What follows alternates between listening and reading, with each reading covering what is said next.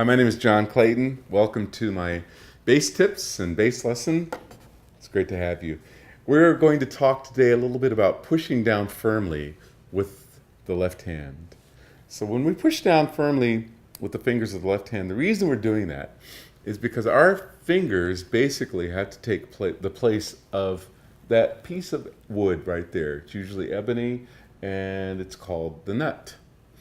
So this is the most open, ringing, open and kind of singing sound you're ever going to get because the string is as long as it can be. Right? It's not interrupted by our fingers playing a note on it.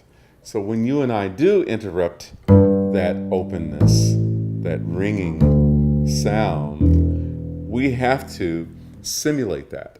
You simulate that by pushing really firmly with the fingers of the left hand. So I like to think sometimes of feeling the note that I'm playing with the bone of my finger.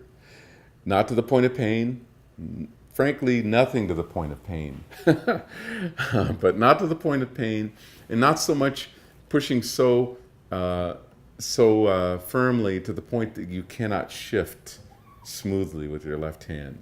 Okay, so those are the kind of the things you want to remember as you do this. When I push with my left fingers, push down really firmly. So now that note's really ringing. I might play this.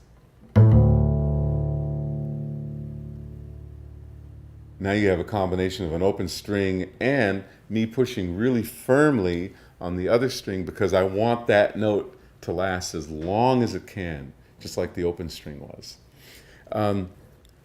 To help that whole thing about really feeling the note with the bone of your fingers, we try to keep our fingers rounded.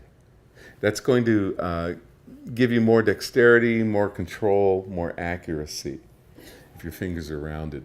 If my fingers are kind of flat, then I'm not going to have the same kind of control. Especially when you start adding things like vibrato, then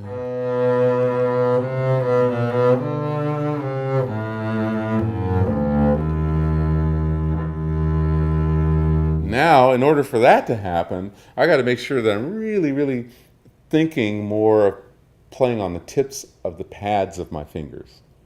So I don't really recommend playing on the tips of your fingers, but instead play on the tips of the pads of your fingers. You'll have a lot more control, more ease of playing your notes and controlling your notes that way. You want to press firmly without squeezing. I don't think in terms of squeezing when I play the instrument. I think of my thumb in the back of the neck, allowing, kind of almost anchoring, but allowing my fingers to meet the fingerboard and press down firmly. Even though the thumb is just kind of back there supporting, it also is ever so slightly giving a little resistance. So it's not just, your thumb there and your fingers are doing all the work. The thumb is actually giving us a little bit of resistance when we play. It's not just the fingers. Again, not to the point of not being able to shift smoothly. However, it still gives us a little bit of resistance. It's important to maintain contact with the thumb and the back of the neck, the fingerboard, back of the fingerboard, behind the fingerboard there, as you play. So I've got to have my thumb touching the neck the whole time. I basically don't do that. I don't keep my thumb sort of floating around. Instead, my thumb is in contact with the fingerboard, the back of the neck, 100% of the time, until I start getting into this register, and now my thumb is on top of the fingerboard. Other than that, it's back here.